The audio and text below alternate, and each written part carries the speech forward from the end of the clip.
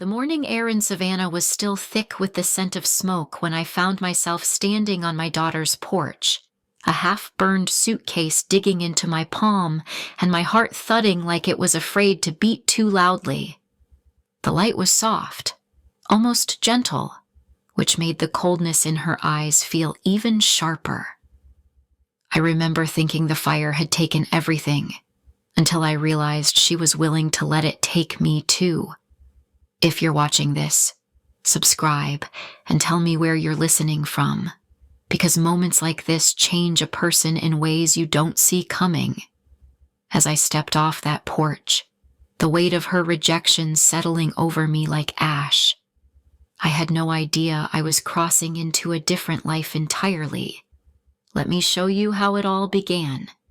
I never imagined my life would unravel on a quiet morning in Savannah, Georgia, with a half-burned suitcase in my hand and the smell of smoke still clinging to my clothes. One night was all it took for the fire to take everything I owned, but it was the next morning that delivered the real blow. I stood on my daughter Melissa's porch, shaken and exhausted, thinking I'd finally found a moment of safety. Instead, I felt the chill of a door closing not just in front of me, but on the life I thought I still had. I remember staring at the neat rows of her manicured shrubs and wondering how a place so polished could make me feel so unwanted. The weight of her refusal hit harder than the fire itself. It wasn't anger at first, just disbelief, then a slow ache that settled into my chest. But as I stood there, alone on that porch, something shifted. I realized this wasn't the end of my story. It was the beginning of a truth I had avoided for years. And that truth carried me straight into the days that followed. I walked away from Melissa's porch with the kind of heaviness that doesn't stay in your chest, but sinks all the way into your bones. The sun was barely up, but the world already felt too bright for the mess my life had become. I kept my eyes on the sidewalk, clutching that scorched suitcase like it was the last piece of proof that I still existed. By the time I reached the edge of Savannah, all I wanted was a place to lie down, even if it wasn't a place I could call home. The motel I found sat behind a gas station, its faded sign buzzing like it was struggling to stay alive. Inside, the room smelled of damp carpet and old cigarettes. The sheets were thin, the walls were stained, and the air conditioner rattled every few minutes as if sighing with me. I sat on the edge of the bed, letting the silence press against me until I felt small enough to disappear. That was the moment it hit me. I had no one left to call, no home to return to, no daughter reaching back. Losing everything in the fire hurt, but losing her hurt in a way I didn't have words for yet. I lay back on that stiff mattress, staring at the ceiling, realizing this was the lowest point I had ever reached. And somewhere in that stillness, I felt the first pull toward understanding how I ended up here at all. When I think back on my life, I can still feel the weight of those years in Jacksonville, when it was just Melissa and me against the world. Her father walked out when she was 10, leaving a silence in our apartment that I tried to fill with double shifts and tired smiles. I worked mornings at a grocery store and evenings cleaning office buildings, scraping together enough to keep the lights on and food on the table. There were nights when my feet ached so badly I'd sit on the bathroom floor just to gather myself before waking her for school the next day. But even in the exhaustion, there was pride. I watched Melissa grow into a bright, determined young woman who learned early how to carry herself with grace. I remember the way she held her head high at her high school graduation, and for a moment, all those years of sacrifice felt worth it. I believed we were moving toward a future where we would both finally breathe easier. Somewhere along the way, though, She began reaching for a life I wasn't part of. She chased polished friendships, curated routines, and a kind of perfection that left little room for the messy, tired mother who had raised her. I told myself it was natural, that children step away as they build their own worlds. But the distance grew faster than I expected. Looking back now from that motel room, I can see how the gap between us didn't happen overnight. It was shaped by years of unspoken feelings, quiet misunderstandings, and my own exhaustion. And it was in that quiet realization that the next wave of my unraveling began. That first night in the motel, the weight of everything finally broke over me. I sat on the edge of that thin mattress, staring at the peeling wallpaper, and I felt my chest tighten until the tears came silently. It wasn't the kind of crying that shook my body. It was the kind that slipped out because there was nowhere left inside to hold the hurt. The room smelled of old cigarettes and mildew, and the rattle of the air conditioner felt like the only thing keeping me tethered to the moment. I kept replaying Melissa's face, the way her eyes had gone flat when she saw me standing on her porch. It struck me that her coldness didn't begin that morning. It had been building slowly, inch by inch, through years of busyness, polite distance, and conversations where I always felt like I was intruding. Sitting in that dim room, I finally admitted to myself how long I had been losing her. For a while, I lay back and let the exhaustion swallow me whole.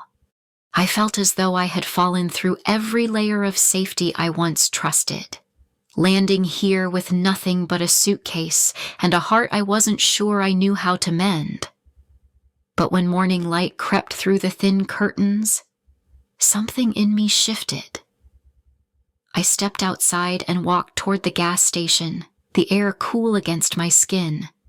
For the first time in a long while, I felt a small, unfamiliar spark inside me, like a reminder that my story wasn't finished yet, and that quiet spark carried me into what happened next. I didn't mean to wander back into the neighborhood where I'd raised Melissa, but my feet carried me there as if they knew I needed something I couldn't name. The familiar oak trees stretched over the sidewalks the same way they had years ago, and for a moment, I felt the echo of simpler days, early mornings packing lunches, summer evenings chasing the last bit of light, quiet hopes I used to hold close. As I walked past the old duplex where we once lived, I spotted Sharon Miller tending to the small garden she had always cared for with such pride. Seeing her there felt like stepping into a memory that hadn't aged. She looked up, and in that single moment, I felt seen in a way I hadn't since the fire. She didn't need explanations. The exhaustion on my face told the whole story. The way she reached toward me, not physically, but with recognition, broke something open in me. I found myself admitting, at least in my thoughts, how lost I felt. And somehow her steady presence reminded me of who I had been before the years stretched thin. She spoke gently about resilience, about starting over, and even though the words were simple, they hit the parts of me that had gone quiet. Walking away from Sharon's garden, I felt a faint but undeniable shift inside me, a sense that I wasn't entirely broken, that maybe I still had choices left to make. And that small awakening led me toward a decision I never expected to face. Back at the motel, I opened my scorched suitcase to find my old savings notebook tucked between folded clothes I barely recognized. I hadn't looked at it in years. Flipping through those pages, I saw every extra shift, every small deposit, every moment I told myself that one day I'd need a safety net. I never imagined that day would come like this, but as I added the numbers, I felt a quiet steadiness rise in me. I had enough to make a real choice. maybe for the first time in my life. That afternoon, I drove to Beaufort, South Carolina, following a listing I'd bookmarked months earlier. When I saw the house, a weathered historic place with a wide porch and tall windows, I felt something settle inside me. It wasn't perfect, but it stood strong, like it had weathered its own storms. In its chipped paint and uneven steps, I saw resilience. I saw myself. Buying it wasn't impulsive. It was reclaiming something I'd lost long before the fire, my sense of worth. Signing those papers, I felt my breath deepen, as though my spirit finally had room to stretch again. Before I left, I snapped a photo of the house and sent it to Melissa, not out of spite, but because a part of me still hoped she might want to understand where I was heading. Her brief, distant response stung, but it didn't undo what I had built inside myself that day. Driving away, keys in my hand, I knew this move was more than survival. It was the first step toward uncovering truths I had buried for years, truths that were already rising to meet me. I spent my first quiet afternoon in the Beaufort house, wandering through its rooms, letting the stillness settle around me. The place had a way of holding stories in its walls, and for the first time in a long while, I felt curious instead of afraid. In a narrow hallway closet tucked behind an old wardrobe, I noticed a loose floorboard. When I pried it back, a small cardboard box sat hidden beneath the wood, coated in dust thick enough to suggest it hadn't been touched in years. I carried it to the kitchen table, feeling an unease I couldn't explain. When I opened it, the air shifted. Inside were letters addressed to me in Mark's handwriting. My breath caught as I unfolded the first one. He had tried to come back. He had written about standing outside our old place in Jacksonville, hoping I'd open the door. He wrote about regret, about wanting to see Melissa, about trying to make amends. Letter after letter, I felt the ground tilt beneath me. None of them had ever reached me. And then I found the envelope with Melissa's name written on it. The message inside was brief, but it was enough for the truth to land like a blow. She had turned him away. She had told him not to contact me again, that I didn't want to see him. Reading those words, I felt a sharp, stunned grief rise in my chest, followed by a slow burning ache I didn't yet know how to hold. All those years I believed he had abandoned us twice. All those years I carried the weight alone. I sat there, surrounded by letters that rewrote my past, and understood that these truths were only the beginning. Something deeper was still waiting for me to uncover. The drive to Tennessee felt heavier than any road I had taken before. I kept Mark's letters beside me, reading pieces of them at stoplights, trying to make sense of the years that had slipped through our fingers.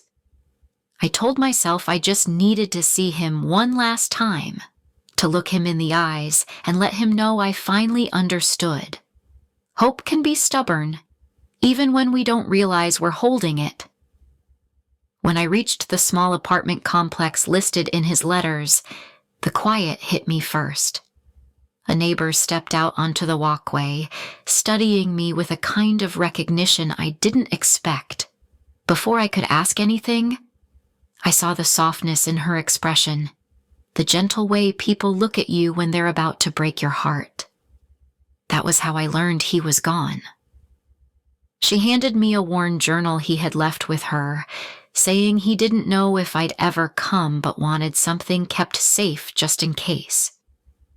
I sat on a bench outside his building and opened it with shaking hands.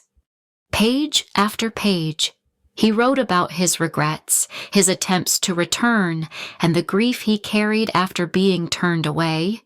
He wrote about loving Melissa, even when he didn't know how to reach her, and loving me long after our marriage fell apart. Reading his words, I felt a deep, quiet devastation settle in, a sorrow that softened at the edges because, for the first time, I knew the truth. He hadn't abandoned us the way I thought. Life had been messier, more fragile, more human than the story I'd held on to. I closed the journal knowing I couldn't carry this truth alone. I had to bring it home. Driving back to South Carolina with Mark's journal beside me, I felt a fullness in my chest I couldn't name. It wasn't just grief anymore. It was understanding. Heavy, yes, but clearer than anything I had carried in years. When I pulled into my driveway, I saw Melissa's car already there. She must have sensed something had shifted, because the moment she stepped toward me, her face softened in a way I hadn't seen since she was young. We didn't try to fix everything with words. We simply stood together, letting the silence say what needed saying. It was the first real closeness we'd had in a long time. Over the next few days, as I sat with Mark's journal, I kept thinking about how many women end up standing where I had stood, lost, alone, unsure of where to go. That thought settled into a decision. This house could be more than a place to heal. It could be a refuge. I started small, clearing rooms, patching walls, making lists of what needed repairing. Melissa surprised me by showing up with paint samples and a quiet willingness to help. We planned together, reached out to the community, and slowly the house began to transform. Not just in appearance, but in purpose. Somewhere in the rhythm of sanding floors and sorting donations, I felt my identity returning. Not the version shaped by loss or abandonment, but the one rooted in strength, compassion, and possibility. And as the house grew into its new life, I felt myself growing with it, ready to step into whatever waited next. Looking back on everything, the fire, the rejection, the letters, the truth I uncovered, I can see now how each moment pushed me toward a life I never imagined. Melissa and I still have a long way to go, but there's real tenderness growing between us again, something honest and steady. And this house, once just a desperate escape, has become a place filled with purpose. Every woman who walks through its doors reminds me why I chose to rebuild my life in the first place, to offer belonging where there was none, and hope where something had been lost. If there's one lesson I carry now, it's that second chances don't always arrive the way we expect. Sometimes they come disguised as endings. Sometimes they begin the moment we decide we're worthy of more than the hurt we've been carrying. Thank you for listening to my story. And if you've ever stood at your own turning point, I hope you'll share a piece of it in the comments. I read every one,